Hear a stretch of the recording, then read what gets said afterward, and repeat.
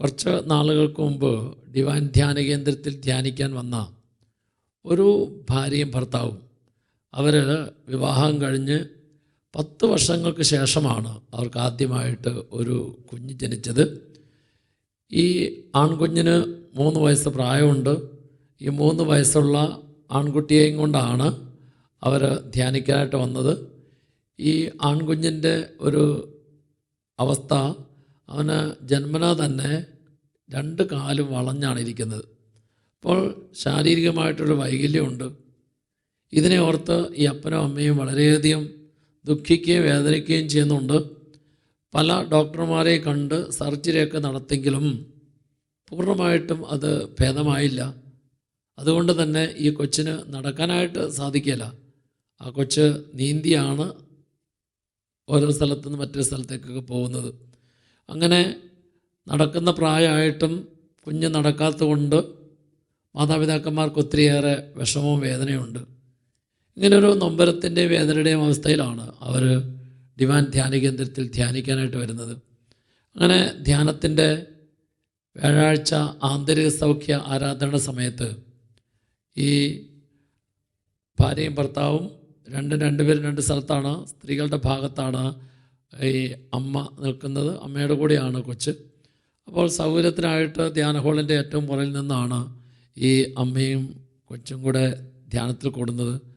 അമ്മ സമീപത്ത് ഈ കൊച്ചിനെ കടത്തിയിട്ടാണ് ധ്യാനത്തിൽ സംബന്ധിക്കുക.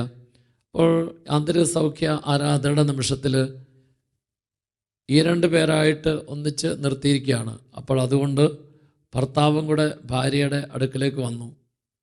അതിൽ ആരാധനയുടെ ആ നിമിഷത്തിൽ ഇന്ന് വരെ ജീവിതത്തിൽ കണ്ടുമുട്ടിയ വ്യക്തികൾ, ഈ കണ്ടുമുട്ടിയ വ്യക്തികളിൽ നിന്നെ വേദനിപ്പിച്ച വ്യക്തി, നീ വേദനിപ്പിച്ച വ്യക്തി, അങ്ങനെ 2 പേരും ഭർത്താവും ഭാര്യയായിട്ടല്ല, മറിച്ച് ലോകത്തിൽ അന്ന് വരെ കണ്ടുമുട്ടിയ വ്യക്തികൾ ആരെല്ലാമാണോ, വേദനിപ്പിച്ച വ്യക്തികൾ ആരെല്ലാമാണോ, നീ മൂലം വേദനിക്കാൻ ഇടയായ വ്യക്തികൾ ആരെല്ലാമാണോ, അവരെ കണ്ടുകൊണ്ട് കാല് പിടിച്ച് മാപ്പ് ചോദിക്കണം. പരസ്പരം അങ്ങോട്ടും ഇങ്ങോട്ടും കാലിൽ കെട്ടിപ്പിടിച്ച് കഴിഞ്ഞ നാളുകളിൽ ആരെല്ലാമാണോ വേദനിപ്പിച്ചത്, ആരെയെല്ലാമാണോ വേദനിപ്പിച്ചത്, അവരോടെല്ലാം കാലിൽ പിടിച്ച് ക്ഷമ ചോദിച്ച് മാപ്പ് ചോദിക്കുന്ന സമയമാണ് ഈ ആരാധനയുടെ നിമിഷങ്ങളിൽ. അങ്ങനെ ഈ ഭാര്യ ഭർത്താവെന്ന് കരുതിയല്ല, മറിച്ച് ഈ ലോകത്തിൽ ഇന്ന് വരെ കണ്ടുമുട്ടിയ, സംസാരിച്ച ആരോടെല്ലാം വെറുപ്പും ദേഷ്യവും വൈരാഗ്യവും ഉണ്ടോ, അങ്ങനെ ആ ശുശ്രൂഷ സമയത്ത് ഈ ഭാര്യ, ഈ അമ്മ കാലിൽ കെട്ടിപ്പിടിച്ച് ആ സഹോദരി അമ്മായിയമ്മയുമായിട്ട് വളരെ വേദനയും ബുദ്ധിമുട്ടും ദേഷ്യവും വെറുപ്പൊക്കെ ഉള്ളിലുണ്ട്. അപ്പോൾ പ്രധാനമായിട്ടും ആ ആരാധനയിൽ കാല് പിടിച്ചിരിക്കുന്നത് ഈ അമ്മായിയമ്മയുടേതാണ് എന്ന് കണ്ട് വേണം പേര് പറഞ്ഞ് ക്ഷമ ചോദിക്കാൻ എന്നെല്ലാം ആരാധനയിടയ്ക്ക് നിർദ്ദേശം കിട്ടി.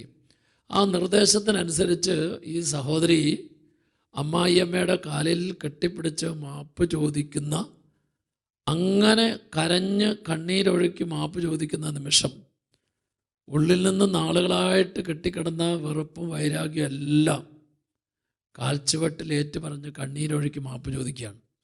അതങ്ങനെ ഏതാണ്ട് ഒരു 5 മിനിറ്റിലധികമായിട്ട് ഇങ്ങനെ മാപ്പ് ചോദിച്ച് കണ്ണീരൊഴുക്കി പ്രാർത്ഥിക്കുമ്പോൾ ഈ കൊച്ച്, അതുവരെ നീന്തി നടന്നിരുന്ന കൊച്ച്, ആ ആരാധന സമയത്ത് വളഞ്ഞിരുന്ന കാലുകൾ ഈശോ സുഖപ്പെടുത്തി നേരെയാക്കി. ആ കൊച്ച് നടന്ന് ഈ കാൽച്ചുവട്ടിൽ ക്ഷമ ചോദിച്ച് പ്രാർത്ഥിച്ചുകൊണ്ടിരിക്കുന്ന അമ്മേനെ കെട്ടിപ്പിടിച്ച്, ആ അമ്മയ്ക്ക് ആ സമയത്ത് കുഞ്ഞിൻ്റെ ഈ സ്പർശനം ഉണ്ടായപ്പോൾ ആ കാൽച്ചുവട്ടിൽ നിന്നും തല ഉയർത്തി നോക്കി. അപ്പോൾ കുഞ്ഞ് നടന്ന് ഈ അമ്മയുടെ അടുത്ത് നിൽക്കുന്ന കാഴ്ചയാണ് കണ്ടത്. അത്ഭുതകരമായ ഒരു സൗഖ്യം. എങ്ങനെ 3 വർഷമായി കാല് വളഞ്ഞിരുന്ന കുഞ്ഞിൻ്റെ കാലെങ്ങനെ ആരാധന നിമിഷത്തിൽ ഈശോ തൊട്ട് നേരെയാക്കി? നേരെയായതിൻ്റെ കാരണം നാളുകളായിട്ട് ഈ കുഞ്ഞിൻ്റെ അമ്മയിലുണ്ടായിരുന്ന വെറുപ്പിനെ എടുത്തു കളഞ്ഞപ്പോഴാണ്.